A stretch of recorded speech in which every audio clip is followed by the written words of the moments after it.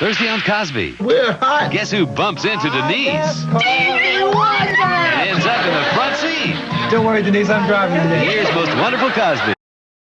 Before cable, before the Bronx got cable in the early to mid 90s, we had basic TV, channel 2, 4, 7, 5, 9, 11, 13, and then those VHF channels, 21, 25, 31, which showed video music box and the rest.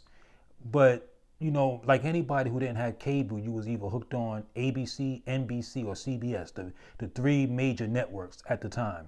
And a lot of fond memories from those networks. You know, when you think about NBC and some of the classic shows that were played on that network, of Different Strokes, Family Ties, Knight Rider, The A-Team, Sanford and Son, I Dream of Jeannie. I could go on and on. Later on, The Fresh Prince of Bel-Air.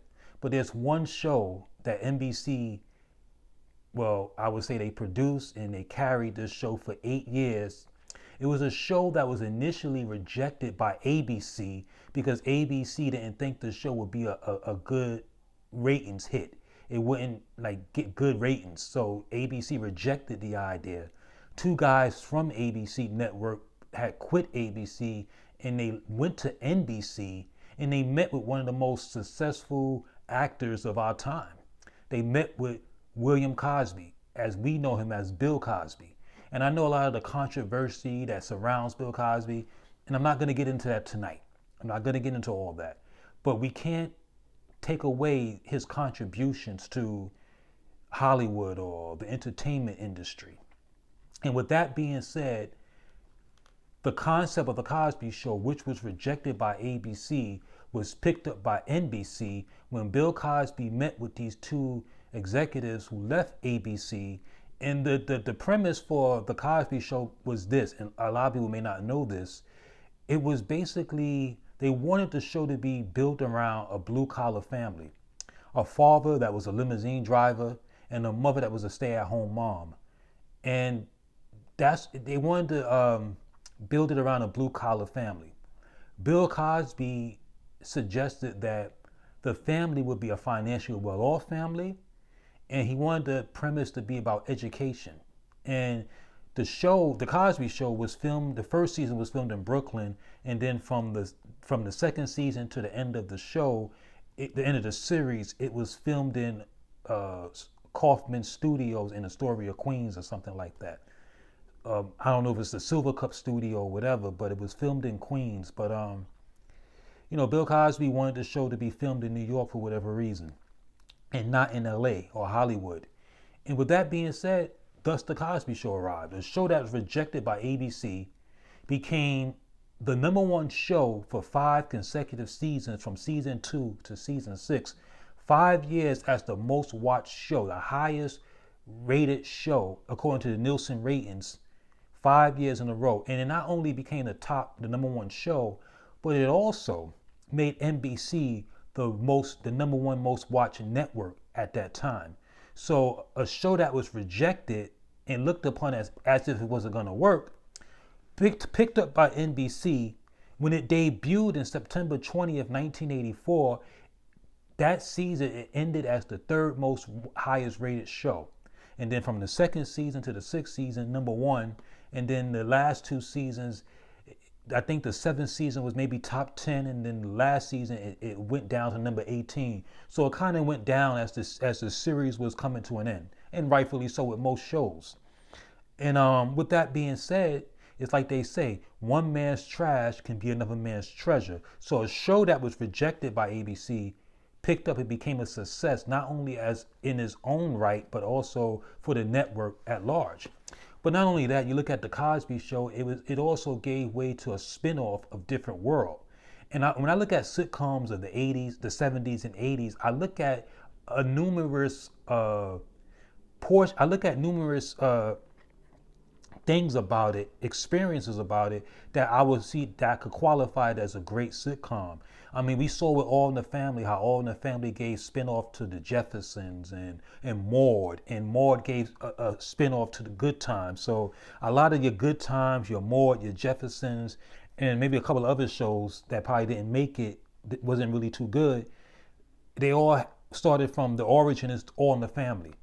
And the Cosby Show, and same thing with Happy Days, as Happy Days gave a spinoff to Mork and Mindy and Laverne and Shirley, and the Cosby Show falls right in that category as well. A Different World, which starred in the first season, it starred Lisa Bonet.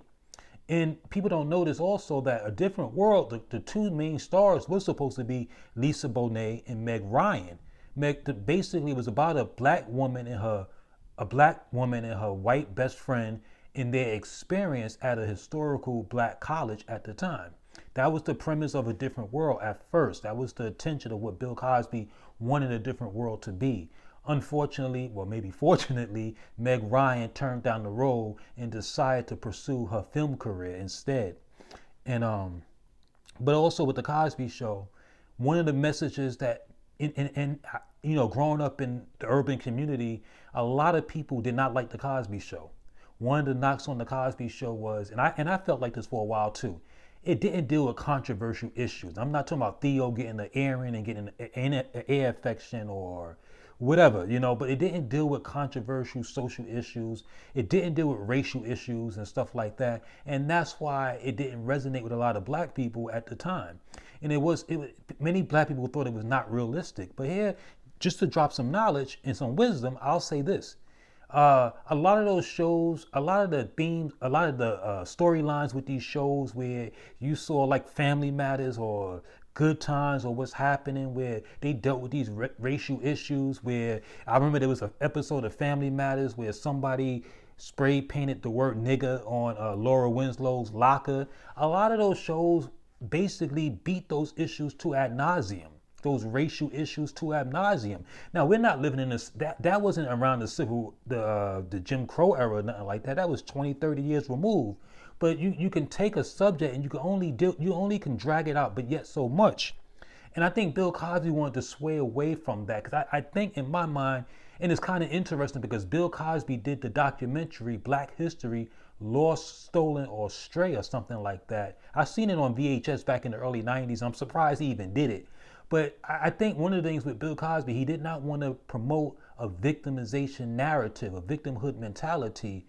I think Bill Cosby wanted to just show black people, hey, there are black people living this upper middle class lifestyle. There are black people who are professionals. There are families where there's two parents in a household. There are families where they are raising their kids and teaching their kids valuable lessons and putting emphasis on education for their children and stuff like that. He wanted to show that there were black people living in affluent communities and affluent neighborhoods and stuff like that. He wanted to show that not only were there black people living like that, but this is what black people can become.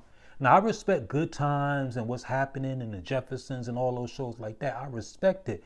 But the thing that set the Cosby Show apart was its uniqueness. It didn't deal with this prototypical stereotype characters of a lot of these past black shows.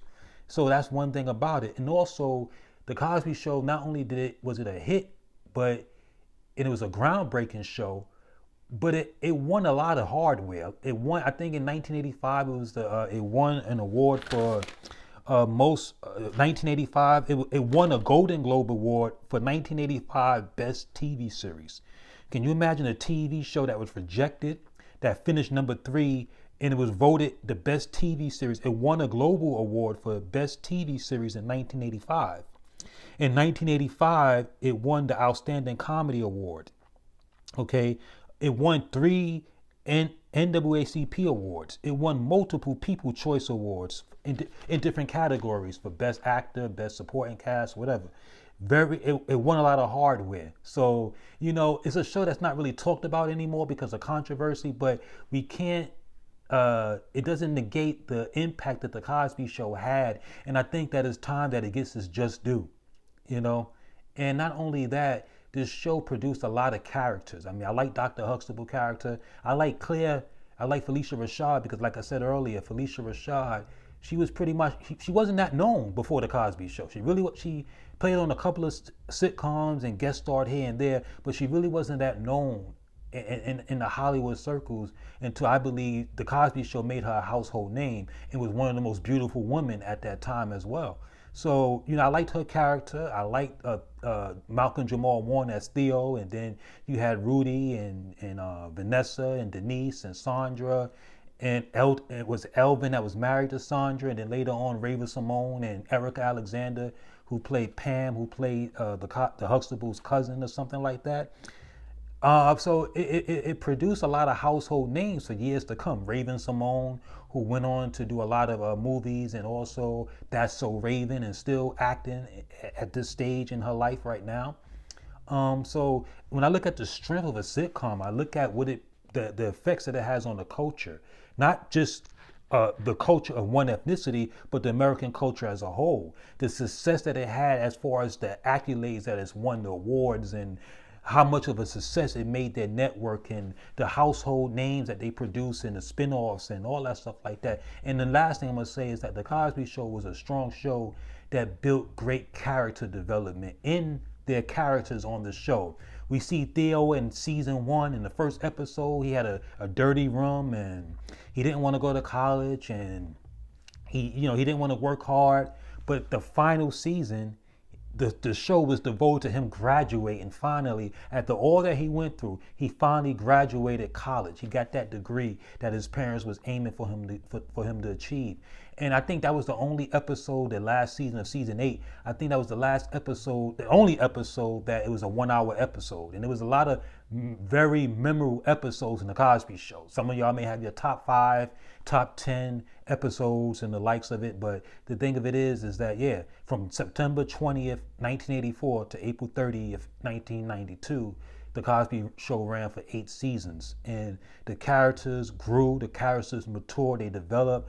They didn't have Rudy being this cute little innocent baby all the time. She finally grew up into like a preteen, and then we saw Theo, and then Vanessa, and the like. So kudos to The Cosby Show. 2 thumbs up to The Cosby Show. One of the greatest TV shows to ever be produced. I mean, say what you want to say about shows like The Mary Tyler Moore Show, I Love Lucy, Bonanza, whatever. To me, The Cosby Show is the greatest family sitcom, the greatest black family sitcom of all time, in my opinion. So it gets its props from me. Until next time, I hope all of y'all enjoyed this video. I hope y'all got something for it, not just to be entertained, but to be informed as well. Until next time, peace out.